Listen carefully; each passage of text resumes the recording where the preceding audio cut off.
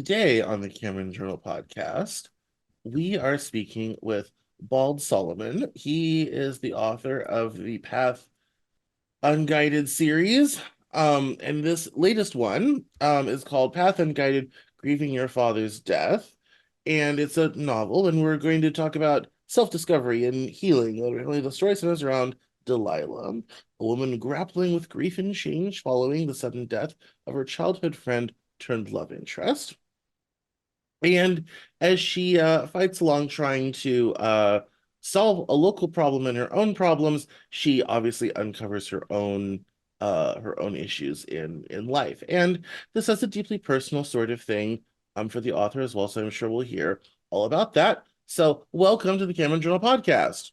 Well, thank you, Cameron. I'm pleased to be here. I appreciate it. Good, good, good. So, um, this should be fun. Why don't you tell us a little bit about the book and kind of what we expect when we open the first page, and we'll go from there. I will. Thank you. So, hey, so first of all, this book, Path Unguided, is part of the whole series that I call the Path series.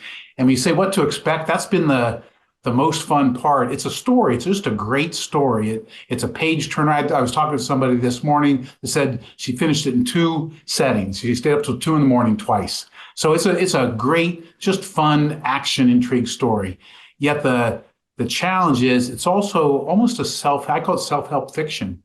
It's guided towards a particular period in your life, in this case, your dad dying, and it helps you through that. So you'll see yourself in one of the characters. You'll see how the characters react, and it'll force you, encourage you to ask questions of yourself. So it's just a story, but it'll help you through a period of time. It is. In this case, when your dad dies, there's things we all would process. So the past series is a group of books that hit all of the major events in most of our lives in the human experience: falling in love, moving out, having a baby, getting married, your father dying. So there's all these events that frankly shaped me as a child or as an adult, and likely shaped many, many others and have for generations. So it's my way of helping people through life. That's what this is.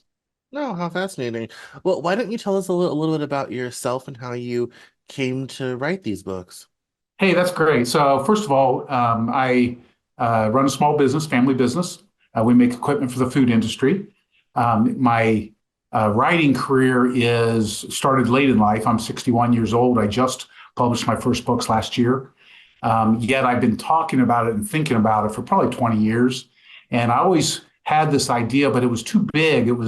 Every time I would start, it seemed just such a big job, almost like the meaning of life. I couldn't get there. So what I did is I finally created a format takes it and slices it up. So each one of these books is a sliver of life, not your whole life. So finally, I've got a vehicle that I can tackle, that I can do a great job with, and you can get through as a reader. So for me, my writing journey has started late in life, actually getting it done, but I've been formulating it for many, many years now. So it's fun for me. The creative process is a wild thing for me. Yeah, yeah. What helps inspire you in the switch from food equipment to writing?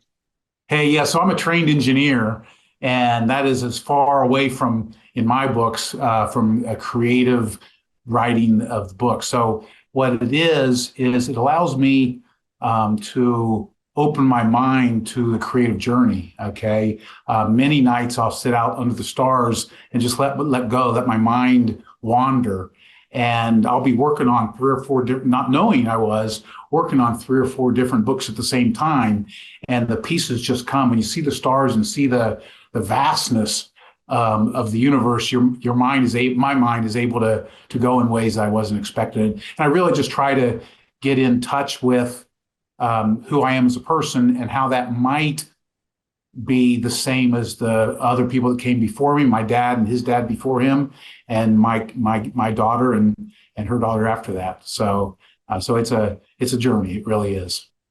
Yeah, no, that certainly is the case. Now, when it comes to writing, I always like to talk about process when it comes to this Mhm. sort of thing. Yep. Um, Tell us a little bit about yours. Are you a meticulous planner? Do you just kind of write stuff down and glue it together later? How does that look for you? Yeah, great question. I always start with the characters. I think what kind of character do I need? I really define that character. I get to know that character. I base it typically around somebody in the Bible. So I'll find a character in the Bible that exhibits many of the things that I want. And then I really think through and if you will modernize the character. I think through his strengths and his weaknesses, his motivations. I think through is he introvert or an extrovert. So I really get to know the characters, and then once I choose a situation, then I just throw the characters in. After that, I let it happen. Okay. Once you know your characters, the writing's the easy part. So I'm not a meticulous planner. I'm a meticulous creator. I get the characters to be so alive in my mind that the writing is the easy part. It just comes out. So just give them a situation and they'll react. That's how I do it. Hmm, that's very interesting. That is, you make it sound so easy. That's quite impressive.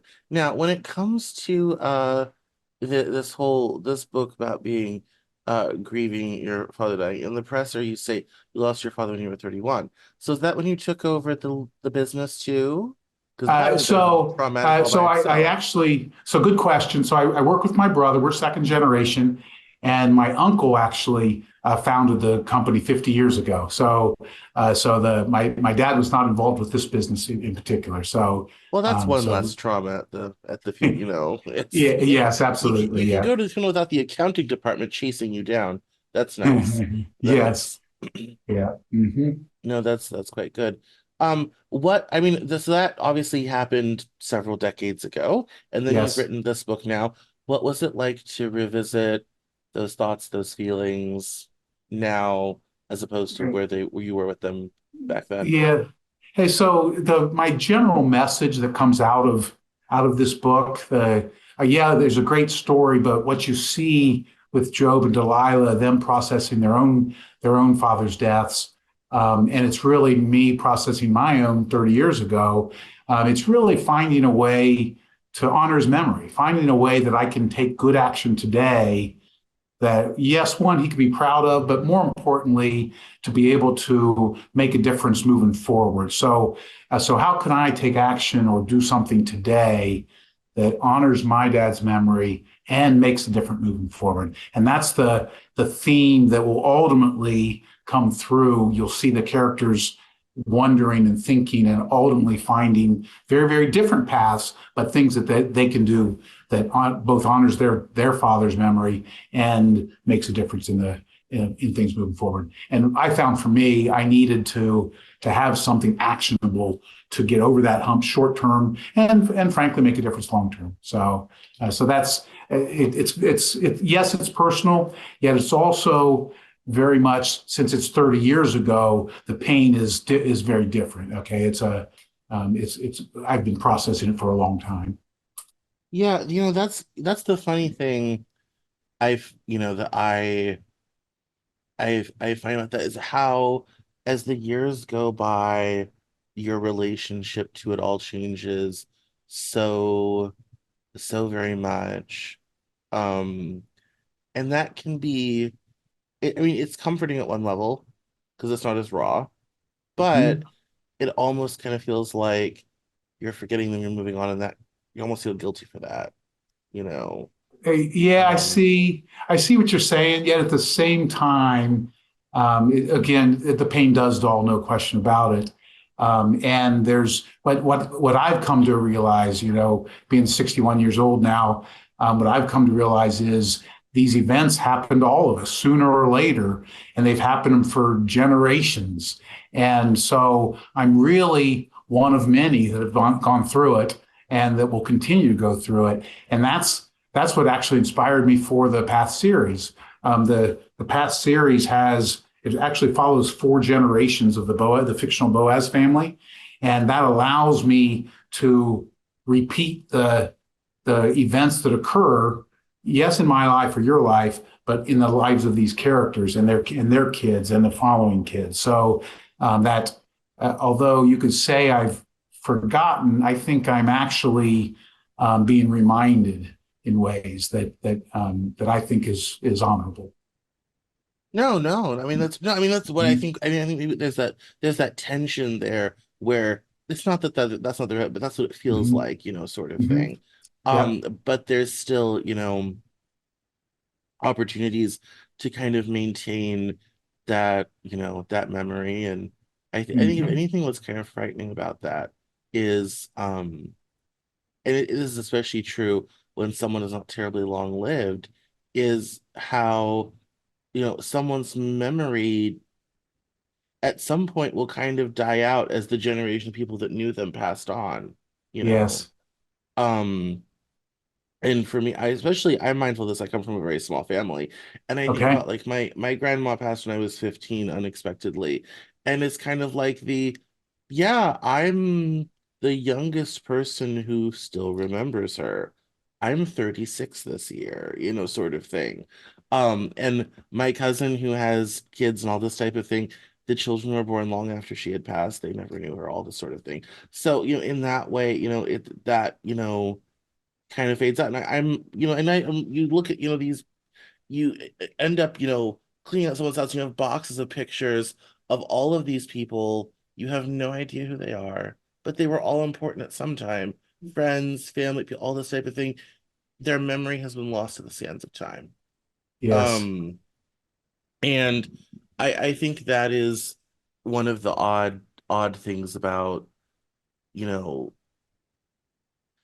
death within families is that there's if a lot of if they lived for a long time and a lot of people got to know them, then it lives on longer, but eventually someday everyone who remembered us will have passed, Yes. and we Hey, too will yep. be another nameless face. No one will really know who we are.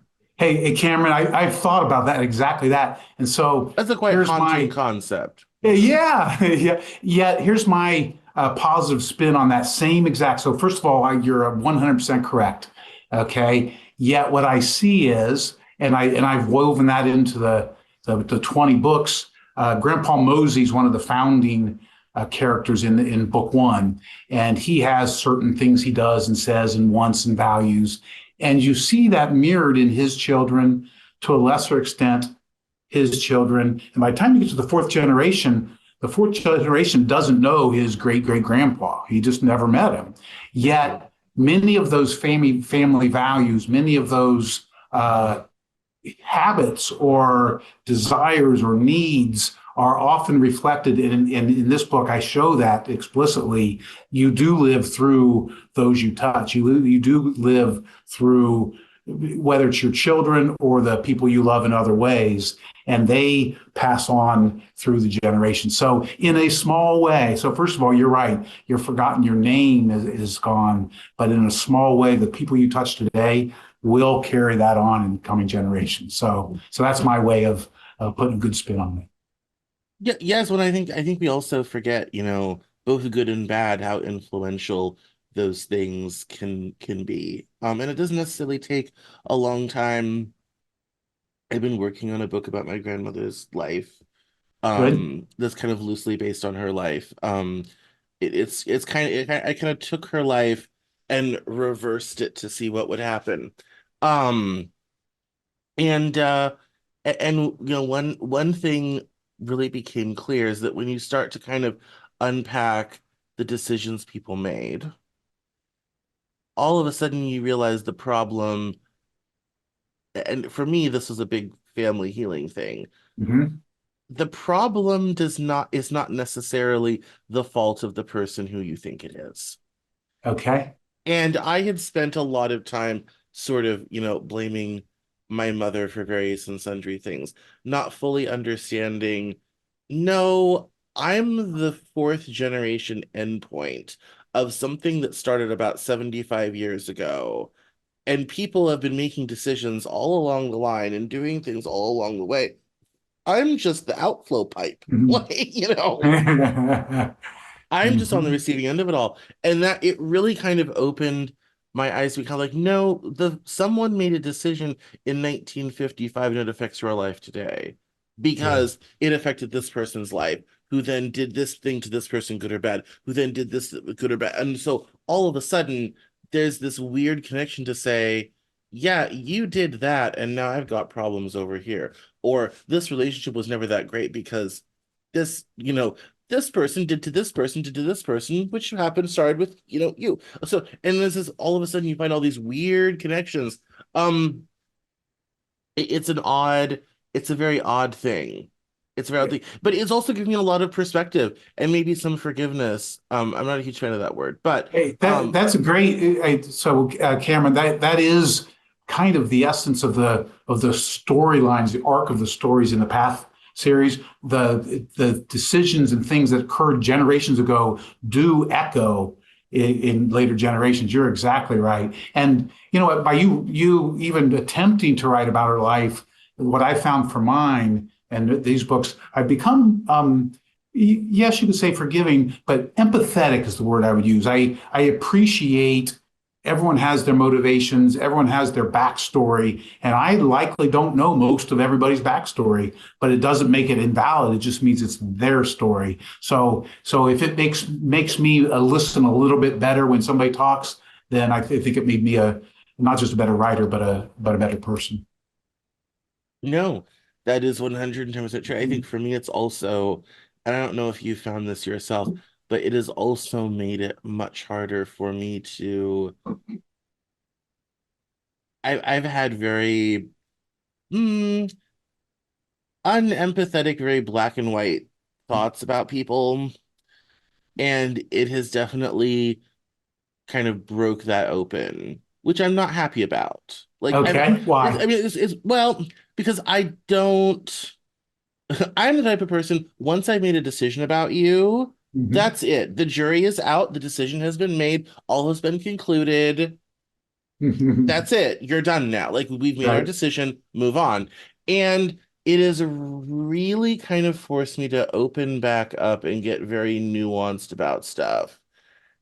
And that I can't stand that. That drives me nuts. Like, I'm a big fan of simple solutions. Mhm.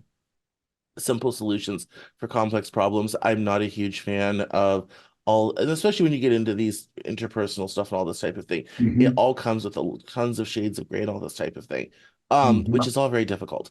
Um, but I mean, yeah, and it's it really has, I really had to kind of revisit everything and have to get a lot more circumspect about people, things, and circumstances. Was there anything in all, I guess, all of these books you've written, all 20 of them? Mhm. Um, how has that changed your relationship to yourself, your family, all this type of thing? Um, yeah. I lead differently. I work differently. I'm better than I used. I'm a better person in my mind than I used to be. Mainly, I think because by my technique, if you will, was start with the characters, to understand the character, create the character, know why that character does what it does, and that bleeds into real life. You know, if I think why are you doing what you're doing instead of what are you doing, then I may understand, appreciate, and hopefully react in a better way. So I do bring what I call is I bring the past series to work with me now. I lead at the company or I'm a better father or husband, having gone through some of these writings, if you will. So it's fun. I'm better for it. And my wife, I told her, I said, hey, when I first started this journey, I said I'll write four of them. And if they're not selling, then I'll quit. Okay. And about halfway through the second one, she's like, well, why would you quit? You know, you're doing so well, you're enjoying it. It's making you better. So she's like, in spite of whether or not they sell, okay, and we at that point we didn't know if it'd be a success, and so it was a kind of a gamble on the future, and now it is working out now. So we'll continue the journey.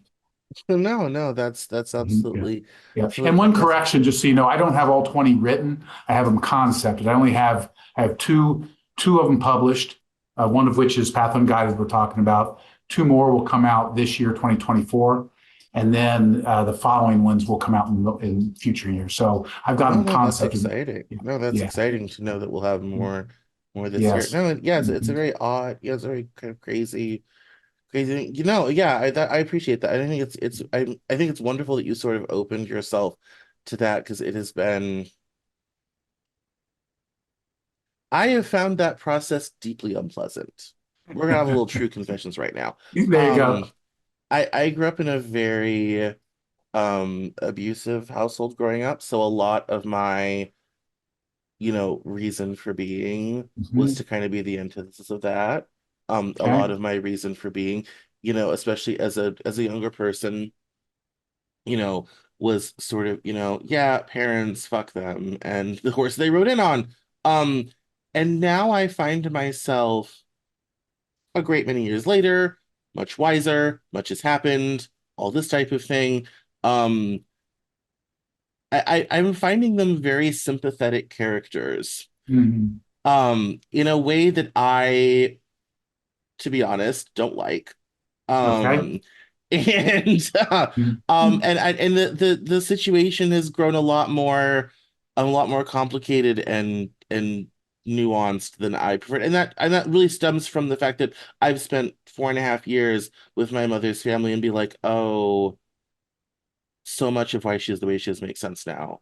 And so it's really hard for me to be really mad and angry at her because I get it now. And Yep. I told her as much. I said, really, and I told her to her face, I said, Mom, you were not well served by your parents. I get it now. Her father just Mhm. passed a year ago. I said, Okay. you were not well served by your parents, and I get it. And she Mhm. was the oldest of four, so when her parents, she didn't have functional parents of her own.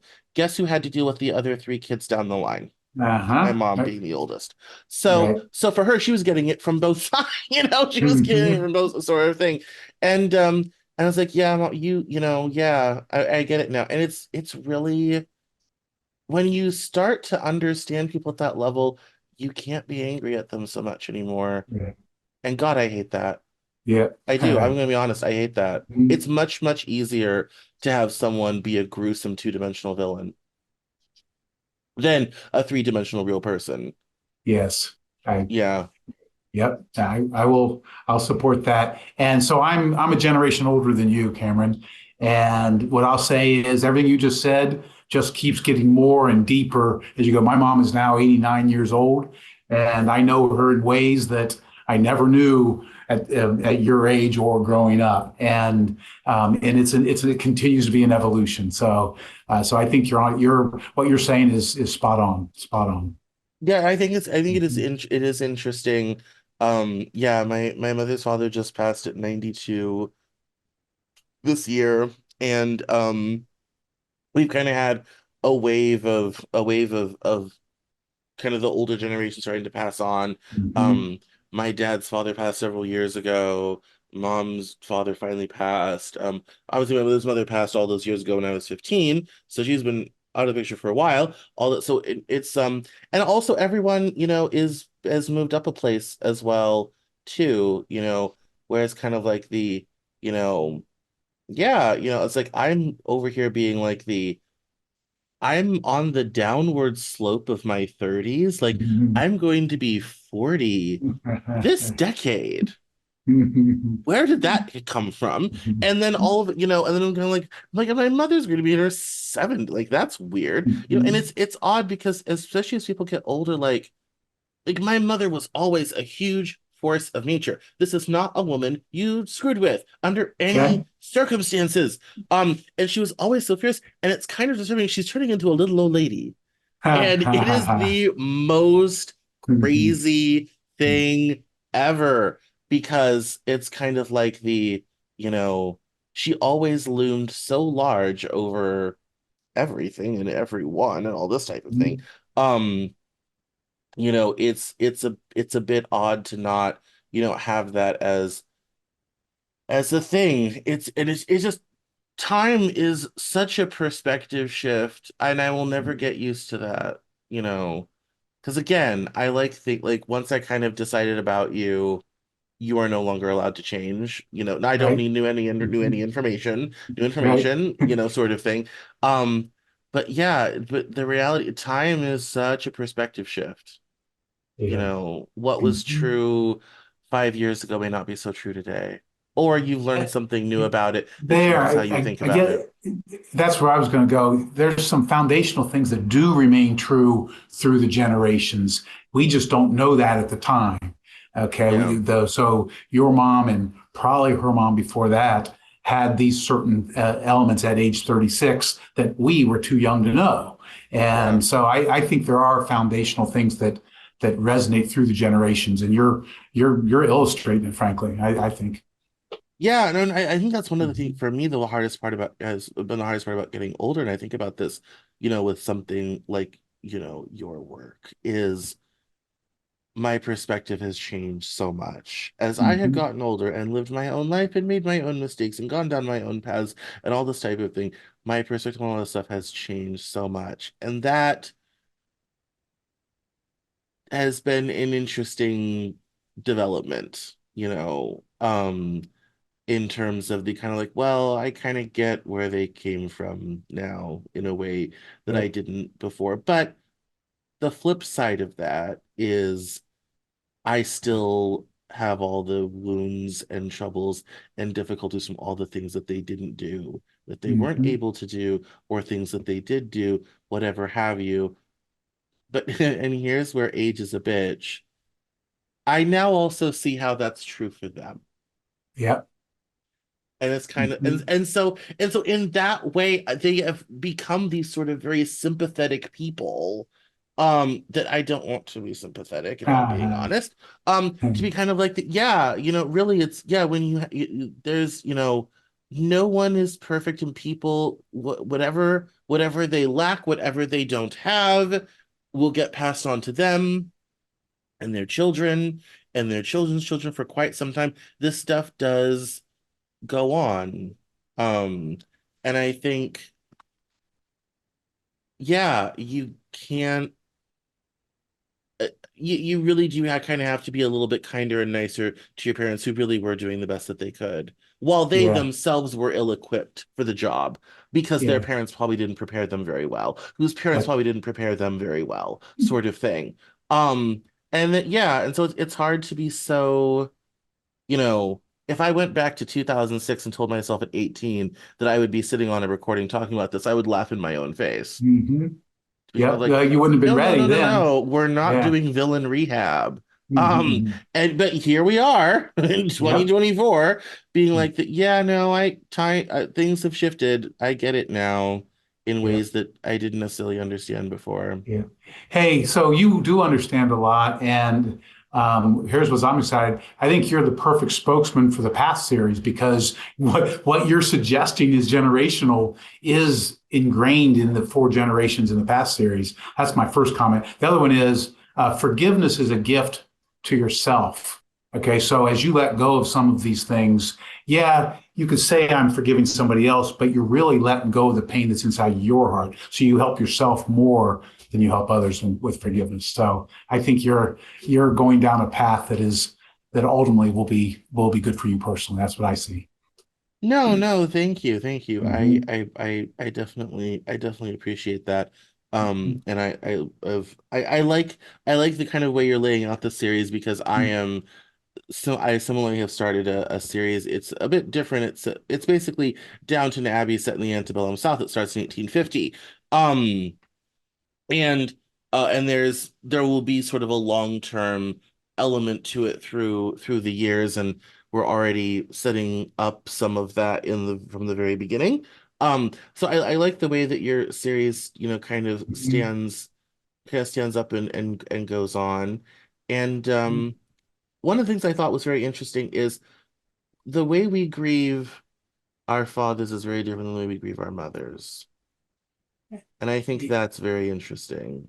Yes. In fact, I've got two different books. One for grieving your father, the other one grieving your mother, because it is two different things. What I've seen and explore is your father has a certain role in your life. It may not be identical to my father, but there's a certain role that he plays.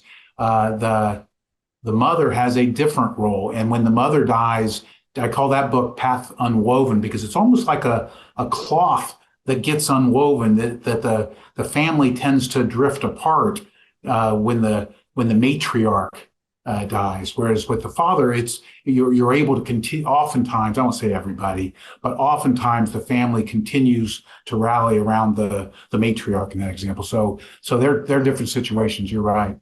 Yeah. Hey, No, so you know that what? yeah. Go ahead. No, Yep. no, that I'm so glad you said Yeah. that because that has definitely been my experience, and I've seen other Mhm. people have that experience, and it Mhm. is, I think we kind of forget that, especially um people live so much longer than they used to.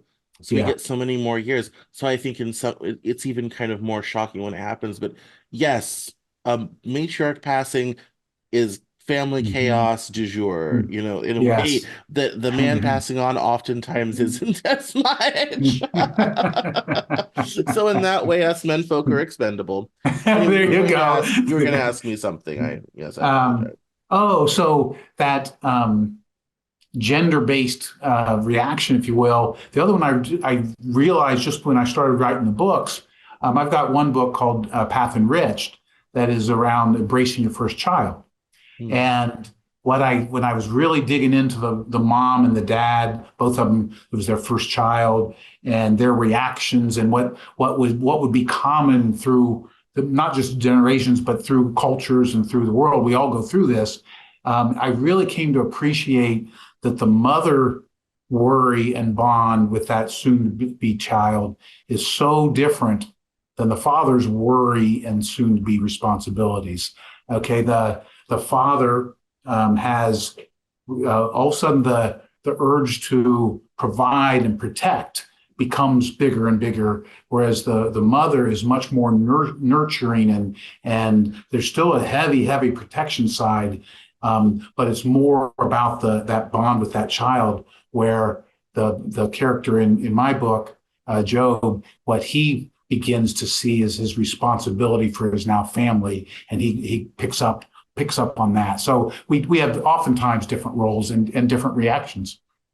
No, no, I think that's very important. Mm-hmm. I always, the especially, with modern relationships and all this type of thing.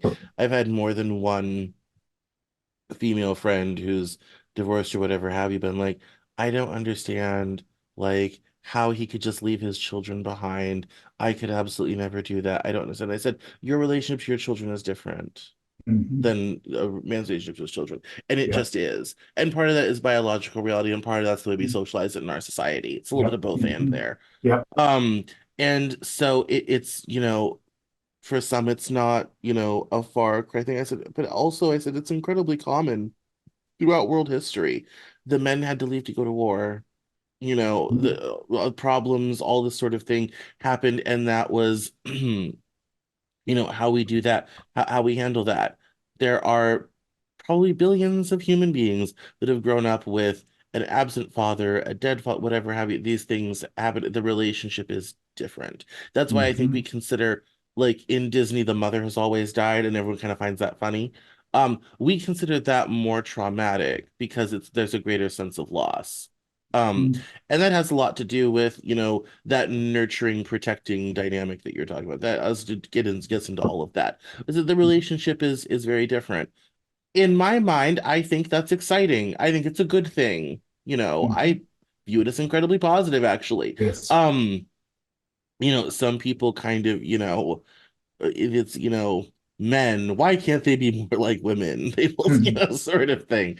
So it's a fascinating state of affairs. But Yes. all Mm-hmm. right, well, this is the time of the show when we do plugs.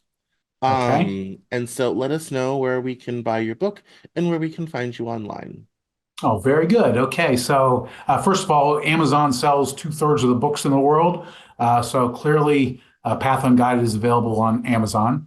But all the bookstores, including a growing number of local bookstores, carry it or could carry it if it's requested. So I would welcome anybody. The fun part about the book is you buy it for one, you come for the message almost. Let's say you want for the to help process your dad's death. You come for that, but you stay for the story. It's just a great story. So online is baldsolomon.com, and obviously at Facebook, just Google Bald Solomon. Awesome. Well, Yeah. excellent. Thank you so much for coming on the Cameron Journal Yep. podcast. Hey, Cameron, thank you very much. I appreciate your time.